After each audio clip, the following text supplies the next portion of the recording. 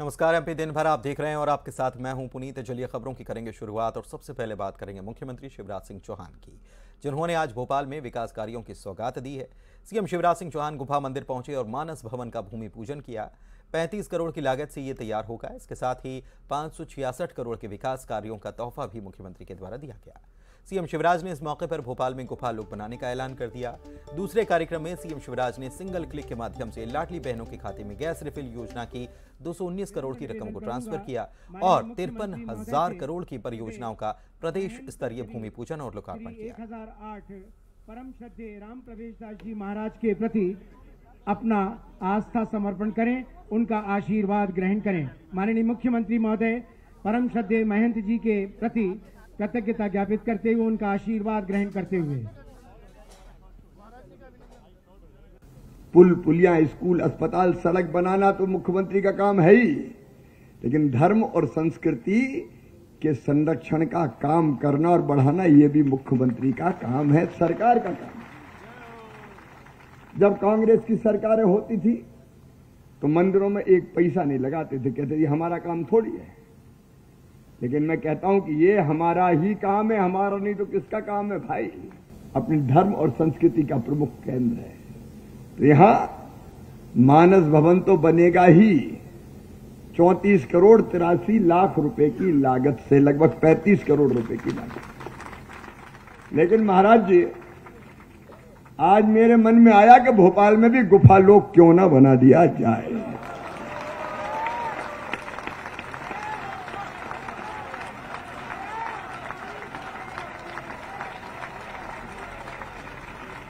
और इसलिए आप रूपरेखा तैयार कर लो। भोपाल में सीएम शिवराज सिंह चौहान ने चुनाव लड़ने को लेकर एक बड़ा बयान दिया है और उन्होंने चुनाव लड़ने के सवाल पर कहा कि चुनाव जनता से पूछकर लड़ा जाता है। बहनों से ही पूछते हैं चुनाव लड़ें, तो बहनें कह रही हैं कि चुनाव लड़ो, ये बहनों के साथ मेरा रिश्ता है। चुनाव लड़ेंगे तो जनता से पूछ के ही तो लड़ेंगे। हम पूछते हैं लड़े क्या, नहीं लड़े, जनता कहती लड़ो। तो ये तो देखो हमारा परिवार का रिश्ता है, इसको समझने के लिए काफी गहरी दृष्टि चाहिए। समझने के लिए गहरी दृष्टि की बात मुख्यमंत्री करते हुए नजर आए। इधर केंद्रीय युवा और खेल मंत्री अनुराग ठाकुर जबलपुर पहुंचे थे, जहां पर मेरी माटी मेरा देश अभियान के तहत रानी दुर्गावती विश्वविद्यालय में आयोजित शपथ ग्रहण समारोह में वे शामिल हुए।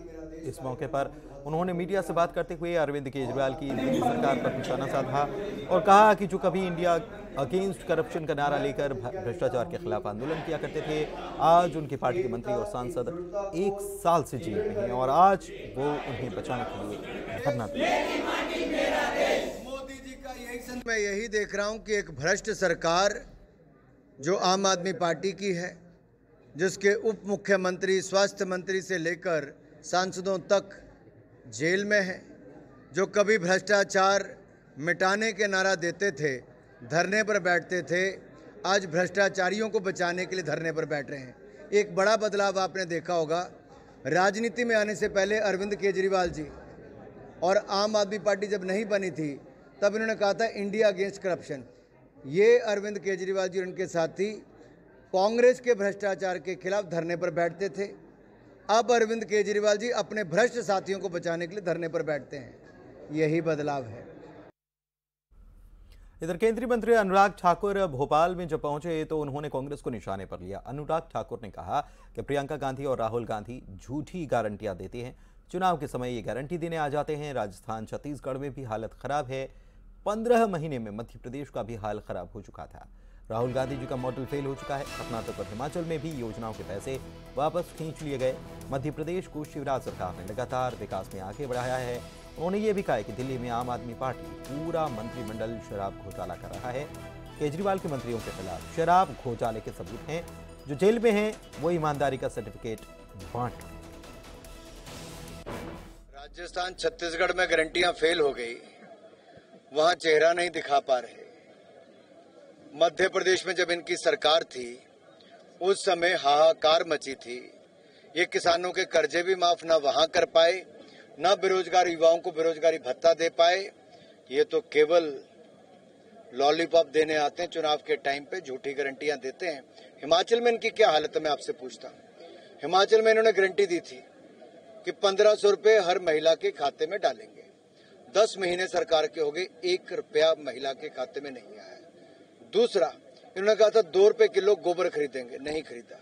इसी तरह से ही रोजगार देने की बात की थी, नहीं दिया। और मैं आपसे कहूं, अब तो उन्होंने जो विकास की योजनाएं हैं वो भी पैसा वापस खींचना शुरू कर दिया हिमाचल की कांग्रेस की सरकार ने। यही शेड्यूल्ड ट्राइब से लेके अन्यों का जो पैसा है विकास का, वो कर्नाटक की सरकार भी अब विकासात्मक कार्यों पे कम कर रही है। तो मेरा राहुल गांधी जी से सवाल ये है, ये कौन सा मॉडल है भाई? झूठी गारंटी दो, सत्ता लो, उसके बाद गारंटी भी पूरी ना करो और प्रदेश का विकास भी रोक दो। राहुल गांधी जी का मॉडल फेल हो चुका है। इधर कांग्रेस की जन आक्रोश यात्रा को लेकर पूर्व मंत्री जीतू पटवारी सीहोर पहुंचे थे, लेकिन यहां पर मंच ढह गया। दरअसल पोस्ट ऑफिस के पास बने छोटे से स्वागत मंच पर नेता ज्यादा चढ़ गए, जिनका भार ये मंच सहन नहीं कर पाया और ये मंच गिर गया। इस दौरान कुछ नेता नीचे आ गिरे, हालांकि जीतू पटवारी बाल बाल बच गए। आपको बता दें कि जन आक्रोश यात्रा के स्वागत के लिए कांग्रेस के नेता राजीव गुजराती ने पोस्ट ऑफिस चौराहे पर स्वागत मंच तैयार करवाया था। जैसे ही स्वागत के लिए कांग्रेस के पूर्व मंत्री जीतू पटवारी मंच पर पहुंचे, ये मंच ढह गया। उसके बाद की तस्वीरें आप देख सकते हैं।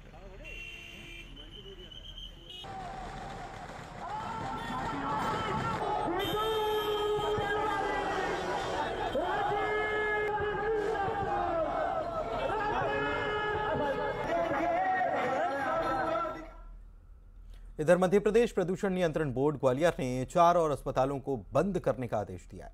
इसके अलावा 12 अन्य अस्पतालों को बंद करने के मामले में नोटिस भी जारी कर दिया गया है। क्षेत्रीय अधिकारी ऋषिराज सिंह सिंगर ने बताया कि जिन अस्पतालों में ईटीपी नहीं है, बायोमेडिकल वेस्ट के डिस्पोजल की व्यवस्था नहीं है और प्रदूषण नियंत्रण बोर्ड से अनुमति भी नहीं है, ऐसे 12 अस्पतालों को बंद करने का नोटिस जारी किया गया है। देखिए, हॉस्पिटल्स के लिए सबसे जरूरी होता है जल अधिनियम, वायु अधिनियम के अंतर्गत बोर्ड से सहमति लेना और बायोमेडिकल वेस्ट रूल्स 2016 है, उनके तहत प्राधिकार लेना, ये अनिवार्य होता है। ये परमिशन की बात हो गई। दूसरी चीज़ होती है कि हॉस्पिटलों में जो दूषित जल निकलता है उसके लिए ईटीपी, एसटीपी की व्यवस्था होनी चाहिए। हॉस्पिटलों से जो बायोमेडिकल वेस्ट निकलता है वो बायोमेडिकल वेस्ट मंडला की निवास तहसील को जिला बनाए जाने की घोषणा नहीं होने पर निवास जनपद उपाध्यक्ष ने आत्मदाह करने की चेतावनी दी थी। चेतावनी के बाद जिला बनाओ संघर्ष समिति ने तिराहे पर आत्मदाह करने के लिए चिता सजा दी थी, लेकिन चिता तक पहुंचने से पहले ही पुलिस ने निवास जनपद उपाध्यक्ष घनश्याम सूर्यवंशी को हिरासत में ले लिया।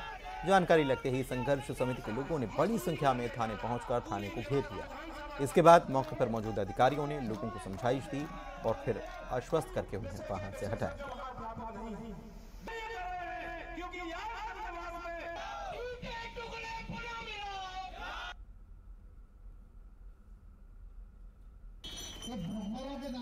घनश्याम सूर्यवंशी जी द्वारा आत्मदाह करने की घोषणा पूर्व में की गई थी। हम उनके आभारी हैं कि आज वो अपनी उस घोषणा के अनुसार आत्मदाह नहीं किया उन्होंने, और वो जहां पर भी खरगोन में 13 नर्सिंग कॉलेजों पर 2000 से ज्यादा नर्सिंग पैरामेडिकल स्टूडेंट्स सड़क पर उतर आए। रैली निकालकर सीएम के नाम उन्होंने खून से खत लिखकर कलेक्ट्रेट पहुंचकर अपनी बात रखी। छात्र छात्राएं 2020-21 से परीक्षा न होने से गुस्से में हैं। इसके साथ ही छात्र छात्राओं ने बीजेपी सरकार को वोट न देने की चेतावनी दी। नर्सिंग विद्यार्थी गणेश रैली निकालकर कलेक्ट्रेट कार्यालय के बाहर बीच सड़क पर धरने पर बैठ गए। इससे 1 घंटे तक जाम लगा रहा। मौके पर पहुंचे एसडीएम भास्कर गोचले और प्रशासनिक अधिकारियों ने समझाया। छात्र छात्राओं का कहना है कि 2020-21 से उनकी परीक्षा नहीं हुई, जिसकी वजह से वो परेशान हैं। सरकार भविष्य के साथ खिलवाड़ कर रही है।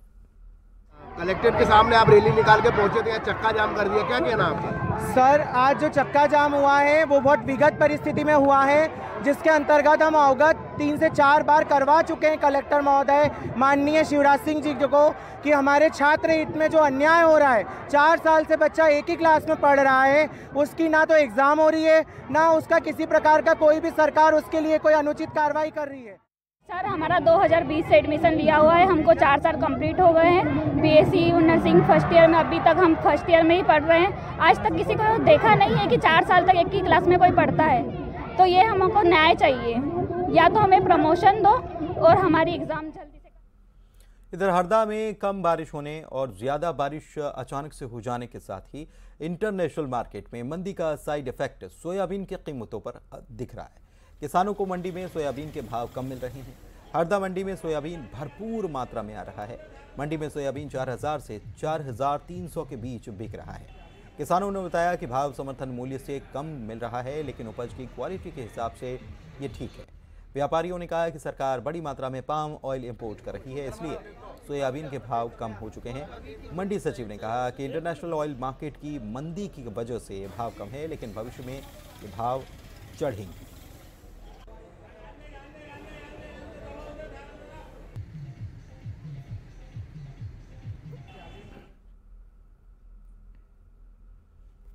मेरी मंडी में सोयाबीन 4300 गई है। ठीक है या गलत? सोयाबीन लेके आए थे। क्या भाव गई आपकी? ये 4304 रुपये गई। हरदा में अभी सोयाबीन की कम से कम 8-9 हज़ार बोरे की आवक डेली चल रही है। भाव लगभग 4000 से 4300 के बीच में, और लास्ट ईयर का कैरी फॉरवर्ड भी बहुत आ रहा है। लगभग 1000-1500 बोरे लास्ट ईयर के भी आ रहे हैं। अभी माल में क्या कम मॉइस्चर बहुत अधिक आ रहा है, उसके कारण भाव थोड़े से किसानों को कम लग रहे हैं, बाकी भाव सही है। भाव वैसे तो इस समय जो सोयाबीन आ रहा है तो थोड़ा नमी वाला भी आता है। दूसरा, इंटरनेशनल मार्केट में भी परिस्थितियाँ थोड़ी ठीक नहीं है। इधर हरदा में एक किसान को लापरवाही भारी पड़ गई। दरअसल किसान का रोपियों से भरा हुआ बैग एक नाबालिग लेकर भाग निकला। किसान मंडी में सोयाबीन बेचने के लिए आया था, जिसके रुपए वो बैग में रखकर खाद लेने चला गया, लेकिन इसी दौरान घात लगाए नाबालिग ने बाइक पर रखा रोपियों से भरा बैग लिया और वहां से चंपत हो गया। ये तस्वीरें भी सीसीटीवी में कैद हो चुकी हैं। इसकी शिकायत किसान ने सिटी कोतवाली थाने में कर दी।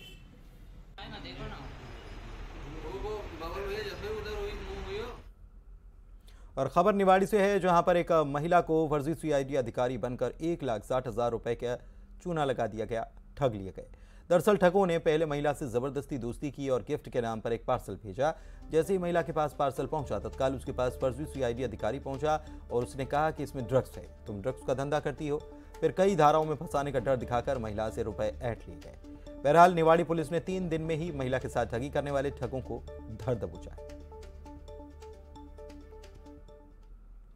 वहीं रीवा लोकायुक्त ने बड़ी कार्रवाई को अंजाम देते हुए सीधी जिले के दादर ग्राम पंचायत के रोजगार सहायक को 3,900 रुपए की रिश्वत लेते गिरफ्तार कर लिया है।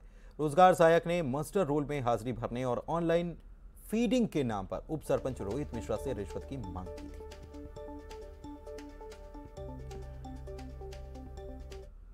भिंड पुलिस ने बड़ी कार्रवाई को अंजाम दिया है कि इस शातिर चोर का गिरोह का खुलासा किया है, जो दिन में सब्जी बेचकर घरों की रेकी करता और रात में उन्हीं घरों में चोरी करता। पुलिस ने एक साथ 14 चोरियों का खुलासा करते हुए 2 चोरों को धर दबोचा है।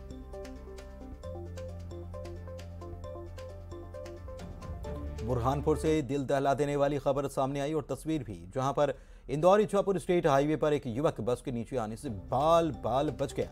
स्टेट हाईवे पर बने गड्ढों के चलते युवक के साथ यह हादसा हुआ और वो करीब 30 फीट तक बाइक के साथ घिसटता हुआ चला गया। घटना की तस्वीरें सीसीटीवी के सामने आई हैं, जिसमें नजर आ रहा है कि कैसे युवक बाइक के साथ घसीटता हुआ चला जाता है। चीन में खेले जा रहे एशियन गेम्स में निशानेबाजी में 2 गोल्ड 1 रजत 1 कांस्य पदक जीतने वाले शूटर ऐश्वर्य प्रताप सिंह खरगोन पहुंचे, जहां उनका जोरदार स्वागत हुआ। छोटे से गांव से वे आते हैं और गोकुलदास पब्लिक स्कूल से उन्होंने पढ़ाई की है। ऐसे में स्कूल में भी उनका स्वागत किया गया। साथ ही साथ कलेक्टर और एसपी दोनों ने उनका हौसला बढ़ाया।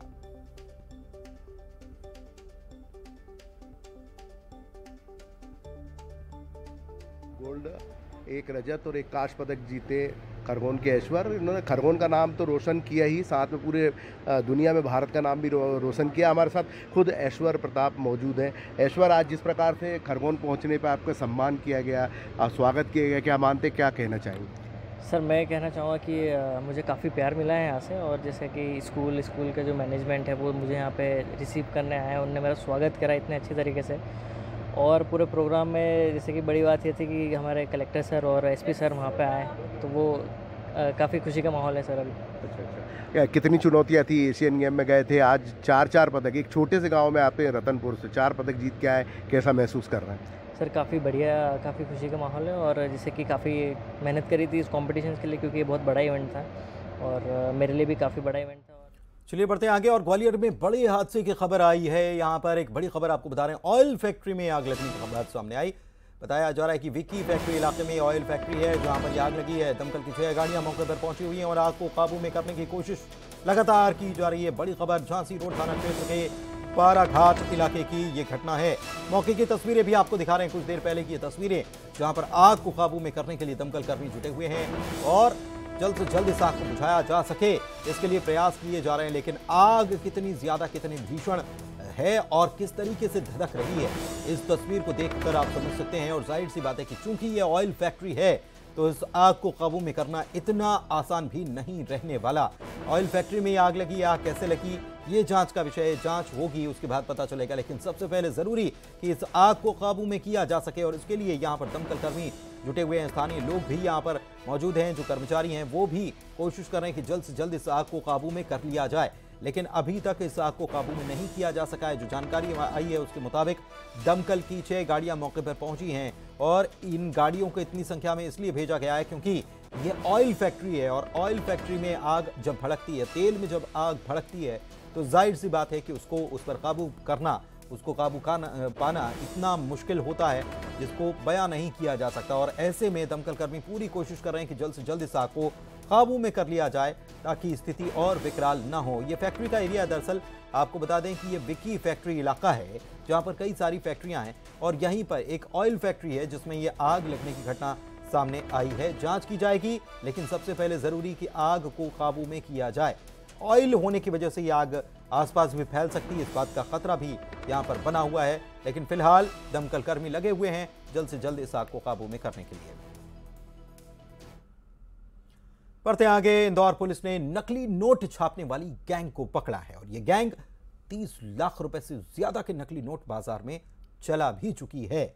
हैरान करने वाली बात यह है कि गिरोह के सरगना ने खुद का फर्जी डेथ सर्टिफिकेट यानी कि मृत्यु प्रमाण पत्र तैयार करवा लिया और फिर दूसरे नाम से नकली नोटों का कारोबार ये करने लगा। पूरी खबर देखिए कि कैसे इसने पूरा ये खेल रचा। मुझे दीजिए इजाजत, आप देखिए रिपोर्ट। नमस्कार।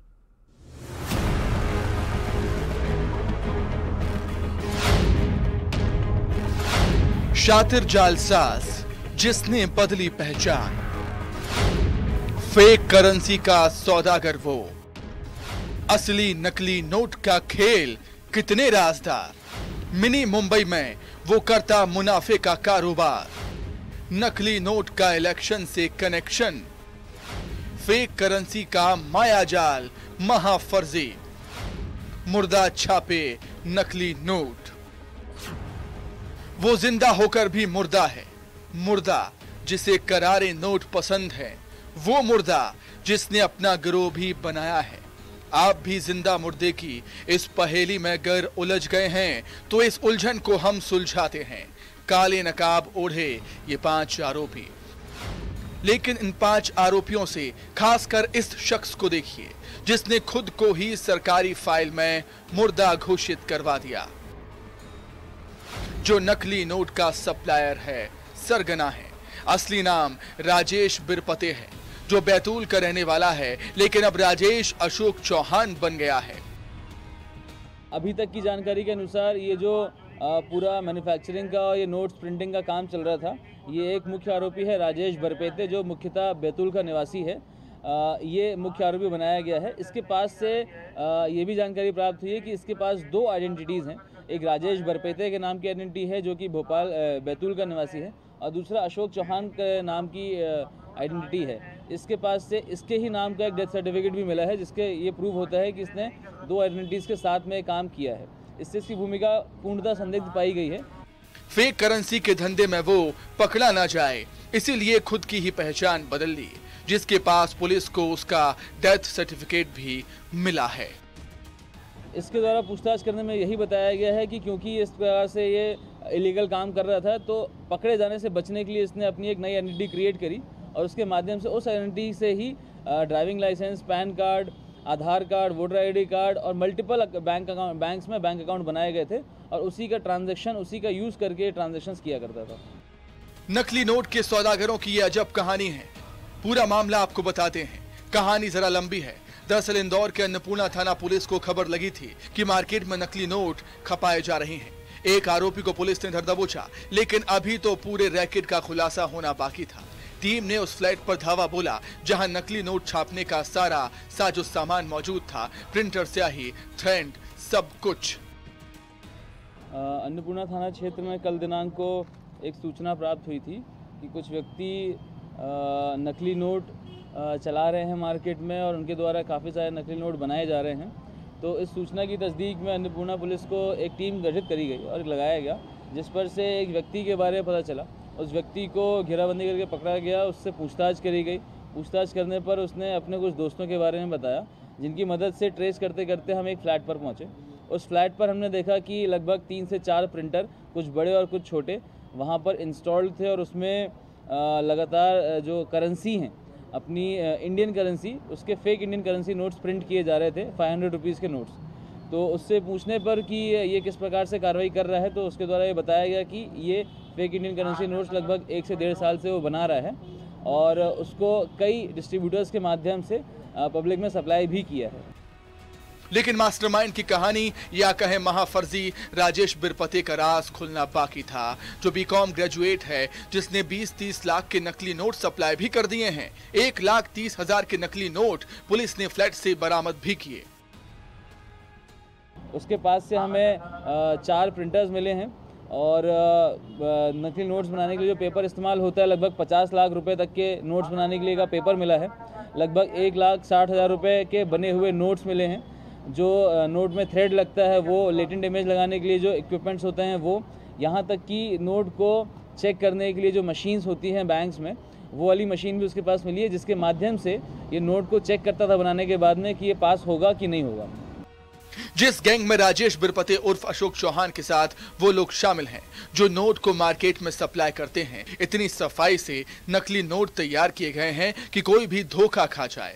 बकायदा बैंक में असली नकली नोट की परख करने वाली मशीन भी राजेश अपने पास रखता है कि नोट कहीं फेल ना हो जाए, राज खुल ना जाए।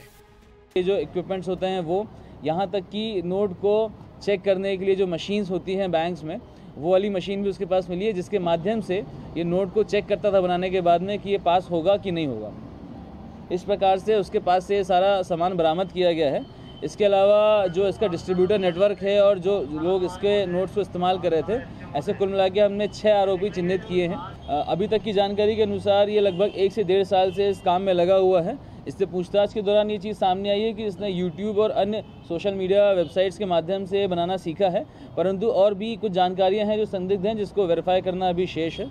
अभी तक की जानकारी के अनुसार इसने 20 से 30 लाख रुपए के जो फेक इंडियन करेंसी नोट्स हैं वो सप्लाई कर चुका है मार्केट में, जिसकी सूचना इसने बताई है। उनको जल्द से जल्द जहाँ जहाँ अवेलेबल है उनसे बरामद किया जाएगा।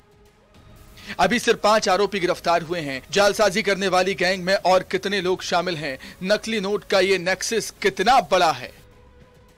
ये नोट्स को प्रिंट करने के लिए जो पेपर इस्तेमाल किया गया है, वो पेपर जो मार्केट में शादी के कार्ड्स प्रिंट करने के लिए इस्तेमाल किया जाता है, या कई अन्य जो हार्ड पेपर्स होते हैं उसको प्रिंट करने के लिए काम होता है, वो वाले पेपर्स को इस्तेमाल किया गया इसके द्वारा। इसमें 5 आरोपी पकड़ाए गए हैं, जिसमें एक जो मुख्य आरोपी है वो बीकॉम ग्रेजुएट है और बाकी जो आरोपी हैं कुछ ऑटो चलाते हैं, कुछ मजदूर वर्गीय हैं जो डिस्ट्रीब्यूटरशिप का काम कर रहे हैं। और सवाल ये भी है कि क्या इलेक्शन में खपाने के लिए तैयार हो रही थी ये नकली करेंसी? जांच जारी है। इंदौर से मिथिलेश गुप्ता के साथ bureau report, news 18 Madhya Pradesh, Chhattisgarh.